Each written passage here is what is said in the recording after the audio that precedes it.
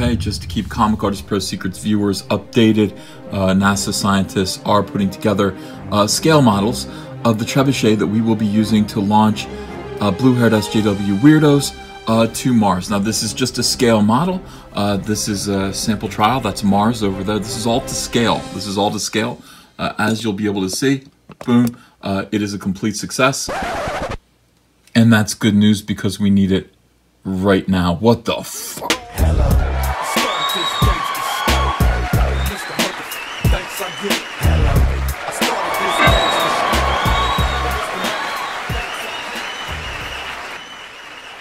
Yeah, build that trebuchet. We need it now more than ever. Welcome to Comic Artist Pro Secrets. You're listening to Ethan Van Sciver, 25-year veteran of the comic book industry, illustrator of Jordan B. Peterson's 12 Rules for Life, creator of Cyberfrog. My new comic book, Cyberfrog Blood Honey, is available for pre-order in a link below the description. And I'm a great big Star Wars fan. Am I a toxic Star Wars fan? No, I'm not. I'm not. That's fine. James Gunn encourages therapy for toxic Star Wars fans. Is that so? Okay. Guardians of the Galaxy director James Gunn suggests that toxic Star Wars fans should go to therapy. Is that so? The Star Wars fandom is vast and has a variety of fans. Some who may prefer the prequel trilogy over the original trilogy, for instance, but that chasm, I wish it was pronounced chasm, has only grown ever since the release of Rian Johnson's Star Wars: The Last Jedi. Oh, okay. Here's James Gunn. Star Wars, or any movie, may be important to you. But it doesn't belong to you.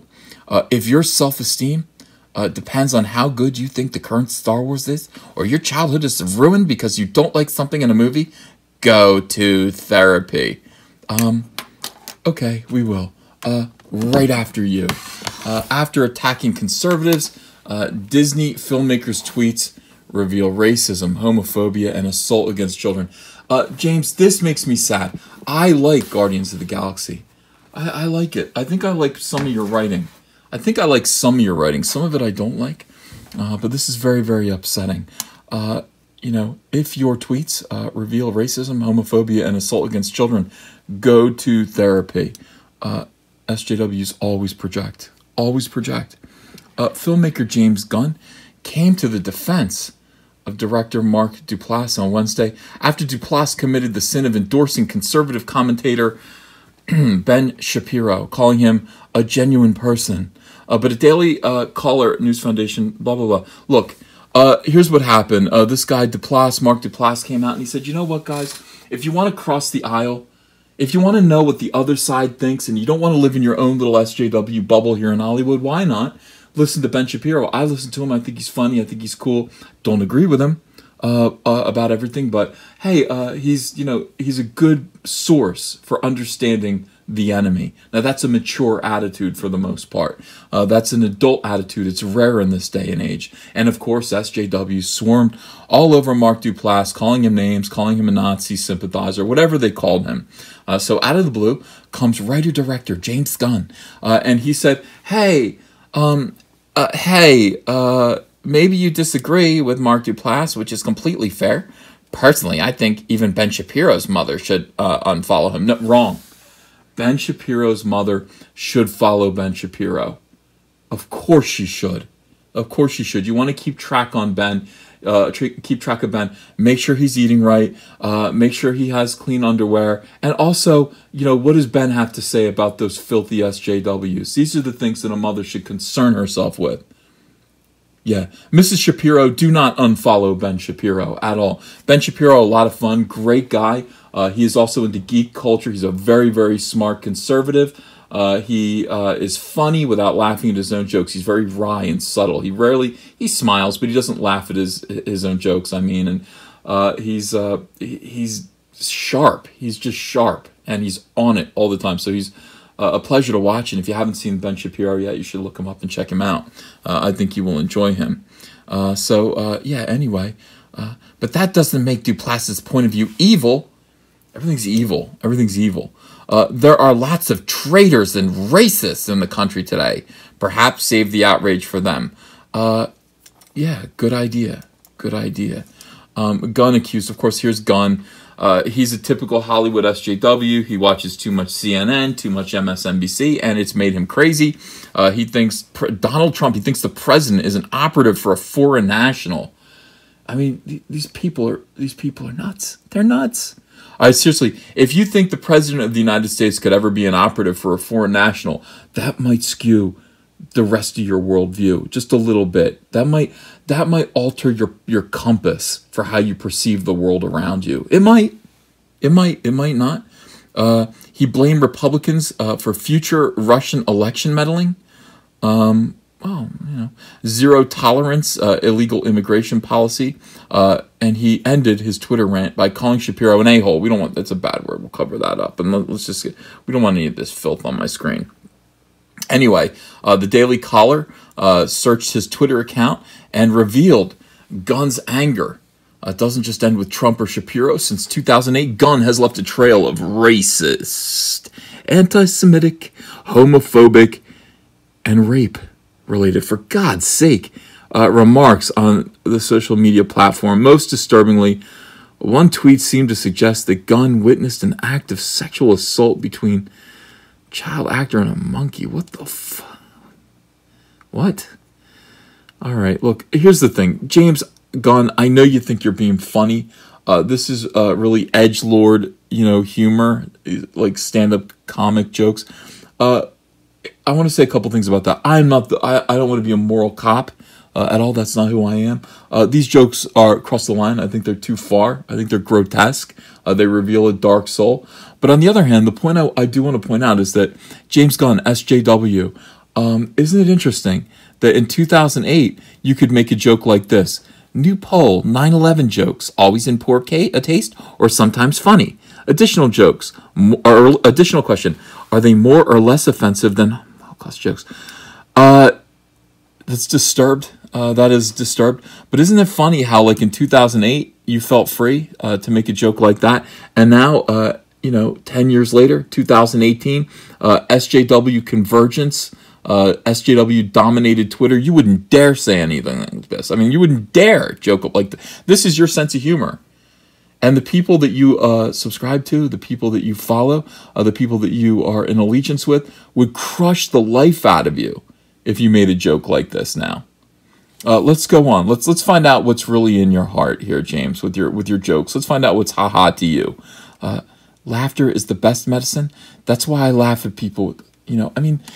This sick people, dude. I mean, that's not cool. Or in case they kept this in the stuff about the time my friend John Cabrera killed a hua in Mexico. I don't know, missing context there. I want to go big game hunting, but I know it's morally questionable. So I'm going to split the difference and go big game. What the holy hell are you talking about? I don't understand this. Guys, I was being serious, not a joke. It's a Sabbath, and she's aren't allowed to... for the record, I'm against and baby eating in real life unless you're really, really hungry. What the hell is this? Just made a joke about when she was my friend when she was asleep. How is any of this... Like, this is disturbed. I burned my tongue on enchilada. That's kind of funny. One of the fattest dudes I've ever seen is walking down the street towards me. Over 500 pounds easy. More to love. I didn't know Cecil knew James Gunn. Mary Matthews, who's Mary Matthews, just told me a story about how a monkey jumped off to completion on a kid on the set of Max Keeble's Big Move. What in God's holy name is this? On his personal website, Gunn describes the incident with the child and monkey in detail, saying the story makes him extremely happy. How would that make you extremely happy? The trainer was too late. It only took the monkey a few seconds to bring himself to completion. A string of shot out of the mini monkey wood and splash landed directly on the kid. Ew! Screaming and freaking out commenced. I know it might be sick, but that story makes me extremely happy, Gunn wrote. What the hell? Dude, what the hell? Gunn's career has spanned 2 decades, writing hit films such as 2004 remake Dawn of the Dead, a movie that I mostly liked. I mostly liked Dawn of the Dead. However, it did have kind of this mean-spirited, sort of hateful thing about it.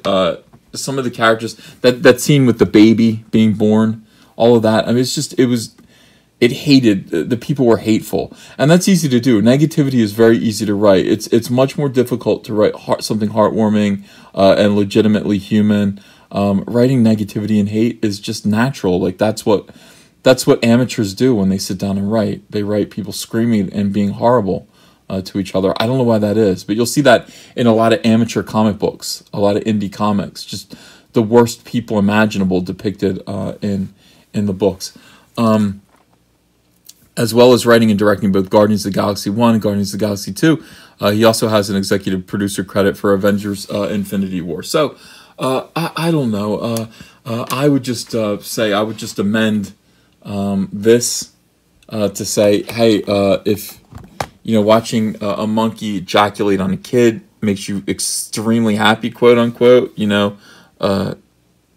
much more so, go to therapy much more urgently than if Star Wars irritates you. If Disney Star Wars irritates you, and it irritates you too much, it's ruining your life, maybe go talk to someone. But I mean, if that monkey story is your story, don't pass go, don't collect $200. I mean, just zoom, 500 miles an hour, run to therapy, James.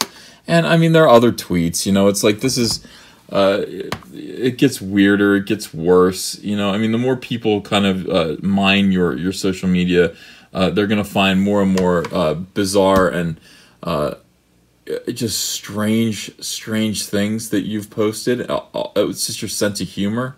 A couple more. Should I do a couple more? Yeah, I might as well. Let me see. Yeah, here we go. I mean, I don't get this. I don't even want to read this aloud. You go ahead and read that if you want. That's fine.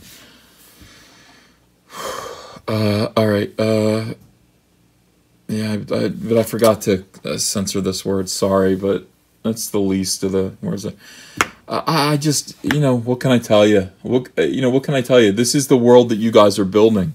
This is who you are. These are the people who are the moral police right now.